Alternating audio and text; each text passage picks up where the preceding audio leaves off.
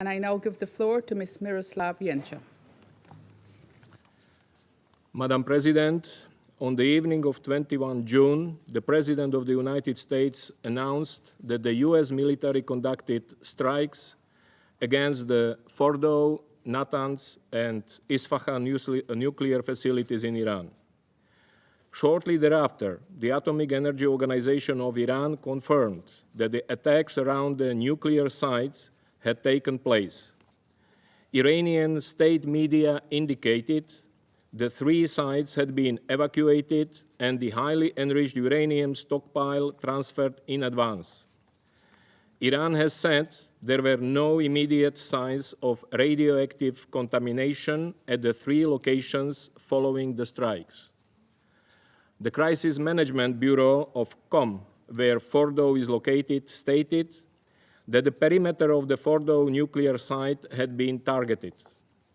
Iranian state media said only 2 tunnels for entry and exit were destroyed at Fordow. Preliminary open-source satellite imagery shows damage at various points at the facility. I urge Iran to allow IAEA inspectors access to the sites to conduct damage assessments as soon as safety conditions allow. I also note that this Council will shortly hear from IAEA Director General Grossi. The latest development must be viewed with the utmost seriousness.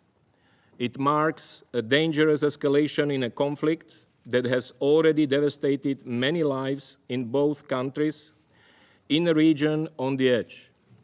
It is a direct threat to international peace and security. Madam President, Under-Secretary General Di Carlo told this Council only 2 days ago that we were teetering on the edge of a full-blown conflict. I fear we are now in that dangerous moment. Meanwhile, the hostilities between Israel and Iran continue and are now in their 10th day. Hours after the US strikes, the Islamic Revolutionary Guard Corps, IRGC, said it had launched some 40 missiles at Israel. Israeli authorities reported that more than 85 people were injured in the barrage, and numerous structures in Tel Aviv and its southern suburbs sustained heavy damage, including many residential buildings and an elder care home.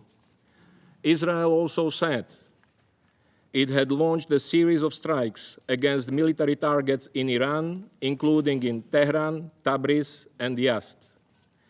The Israel Defense Forces, IDF, said 30 fighter jets had struck dozens of military targets across Iran.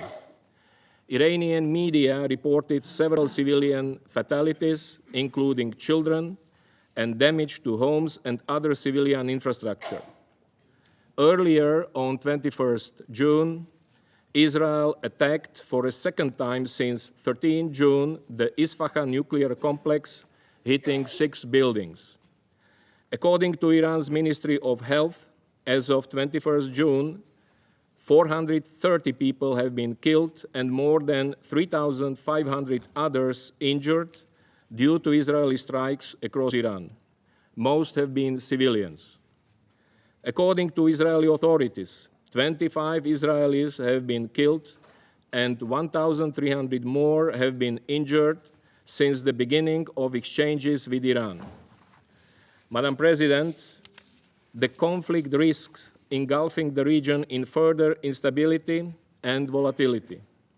Some non-state armed groups aligned with Iran warned against US involvement. The Houthis in Yemen and some armed groups in Iraq vowed to attack if the US intervened in the conflict between Israel and Iran. Iran's parliament unanimously expressed support for measures to close the Strait of Hormuz, a vital maritime route for global energy transit. Iran's Supreme National Security Council would need to take the final decision. I recall the rights and obligations of all states under international law in relation to maritime navigation.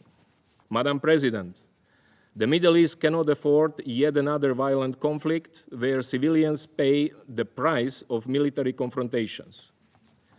And the world will also not be spared from the ramifications of this dangerous conflict.